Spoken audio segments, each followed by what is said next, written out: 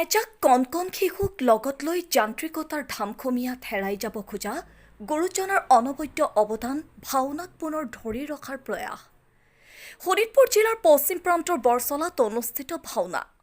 অসম নাট্য সন্মিলন বৰচলা শাখাৰ সৌজন্যত আৰু নিজ বৰচলা যুৱ সংঘৰ সহযোগত অনুষ্ঠিত হয় দুখনকৈ ভাওনাৰ।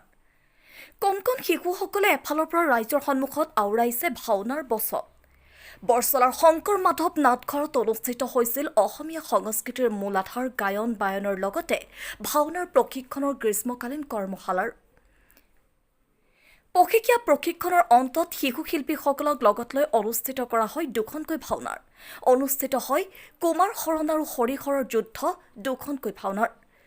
সুদূৰ গোলাঘাটৰ পৰা অহা প্ৰশিক্ষকৰ সহযোগত গায়ন বায়নৰ লগতে ভাওনাৰ প্ৰশিক্ষণ লৈছিল কণ শিশুসকলে।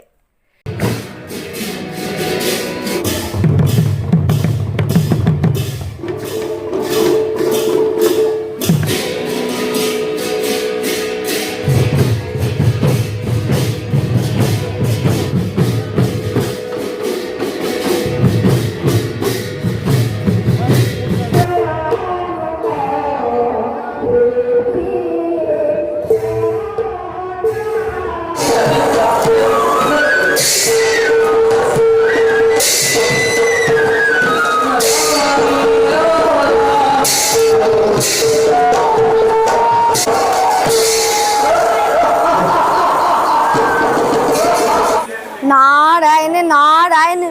प्रभु आपुनी अंतर्जामी प्रभु आपुनी अंतर्जामी आमार आगमনৰ কথা আপুনি নিশ্চয় বুজি পাইছে তথাপিও কবলৈ মন গৈছে प्रभु বিবেক বুদ্ধিহীন মানৱে আপোনাক চিন্তা নকৰি কিয় কেৱল অন্য দেৱ দেৱীকহে পূজা অৰ্চনা কৰে সেই কাৰণহে নুবুজিলো বৌৰী নহও যদিও তাৰ অন্যথা সাময়িক কৰ্মই মোৰ ধৰ্ম তাৰ অন্যথা মোৰ অধম আচৰণ বিশ্ব ব্ৰহ্মাণ্ডৰ সৃষ্টি স্থিতি আৰু প্ৰলয়ৰ আমি এই একমাত্ৰ গৰাকী আমাৰ নিৰ্দেশতে ব্ৰহ্মা ৰুদ্ৰ আদি কৰি দেৱতাগণে নিজ নিজ কৰ্মক্ষেত্ৰত ব্ৰতী হৈ আছে যিজনে নিজ কৰ্ম পৰিহাৰ কৰি ইন্দ্ৰিয়গণৰ বশীভূত হৈ এই সৃষ্টিৰ নিয়ম উলংঘা কৰিছে আমি তেওঁক আমাৰ অস্তিত্বৰ কথা সোঁৱৰাই আহিছোঁ গছ বন তৰুলতাকে আদি কৰি অৰুণৰ ৰাঙলীয়া ভাই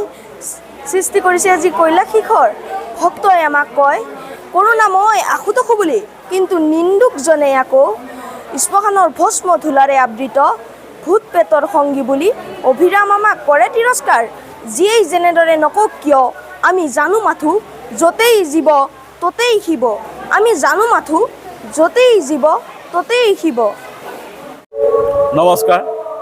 আমি আপোনালোকৰ জৰিয়তে সমগ্ৰ বৰচলাবাসী আৰু অসমবাসীক সাংস্কৃতিক অভিনন্দন জ্ঞাপন কৰিছোঁ আজি আমাৰ বাবে এটা সৌভাগ্যৰ দিন কাৰণ আমি বহু প্ৰচেষ্টাৰ অন্তত সদৌ অসম নাট্য সন্মিলন বৰচলা শাখাৰ সৌজন্যত আৰু নিজ যুৱ সংঘৰ সহযোগত আমি দীৰ্ঘদিনীয়া এটা আশা পূৰণ কৰিবলৈ সক্ষম হৈছোঁ আমাৰ অসমীয়া সংস্কৃতিৰ স্বৰ্ণসৌধ ভাওনা গুৰুজনাৰ কালজয়ী সৃষ্টি এই ভাওনা ক্ৰমান্বয়ে হ্ৰাস পাব ধৰিছিল সেয়েহে আমি নতুন প্ৰজন্মক ইয়াৰ বাবে আগবঢ়াই আনিবৰ কাৰণে এজন সাংস্কৃতিক সৈনিক সৃষ্টি কৰাৰ উদ্দেশ্যে আমি 15 দিনীয়া নাট কৰ্মশালা অনুষ্ঠিত কৰিছিলোঁ য'ত আমি গোলাঘাটৰ পৰা অভিজ্ঞ প্ৰশিক্ষক আনি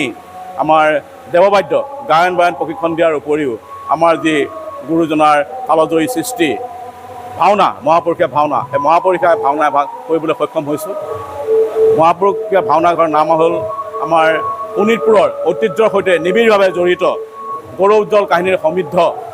আমাৰ কুমাৰ শৰণ আৰু হৰিহৰ যুদ্ধ এই নাটকখনি আমি খুব কম দিন ৰিহাৰ্চেল কৰিছোঁ যদিও আমাৰ শিশু শিল্পীসকলৰ চেমনীয়াসকলৰ যি আশাসুতীয়া প্ৰচেষ্টা যি তেওঁলোকৰ গাত থকা সুপ্ত প্ৰতিভা এই প্ৰতিভাৰ ফলত সৰ্বাংগ সুন্দৰভাৱে পৰিৱেশিত হ'বলৈ সক্ষম কৰিব পাৰিছোঁ এই আমাৰ বাবে আশাৰ বতৰা কাৰণ ভৱিষ্যত প্ৰজন্মই আমাৰ জাতিৰ স্বাভিমান অসমীয়া সংস্কৃতি ৰক্ষা কৰাৰ ক্ষেত্ৰত আগবাঢ়ি আহিছে এয়া আমাৰ অঞ্চলবাসীৰ কাৰণে এটা বৰ ডাঙৰ খবৰ ব্যুৰো ৰিপৰ্ট detox any